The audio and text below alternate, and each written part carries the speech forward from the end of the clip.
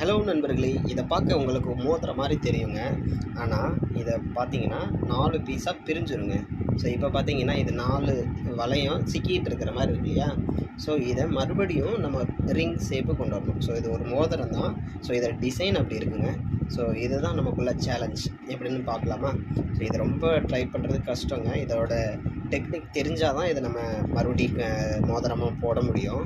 So இதை வாங்கினா அந்த டெக்னிக் தெரிஞ்சிருக்கணும். ஸோ இந்த கோல்டன் கலரில் இருக்குல்ல, இதுதான் ட்ரிக்ஸு. ஸோ அதுதான் நமக்குள்ள க்ளூ. அதை மட்டும் நம்ம கரெக்டாக பிடிச்சோம்னா புரிஞ்சிடும். ஸோ இந்த சில்வர் கலரை இப்படி வச்சுக்கணும். வச்சுட்டு கீழே 2 கோல்டன் கலர் இருக்கு இல்லையா, அதை நம்ம அந்த ஆரோ ஷேப்பில் செட் பண்ணி அதை கீழே பிடிச்சிக்கணும். ஸோ இதுதான் செட்டப்பு.